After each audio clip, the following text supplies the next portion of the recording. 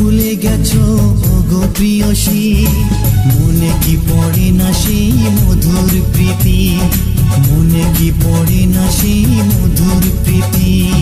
পুষ্পে ভরা তোমার পেলাম চিঠি।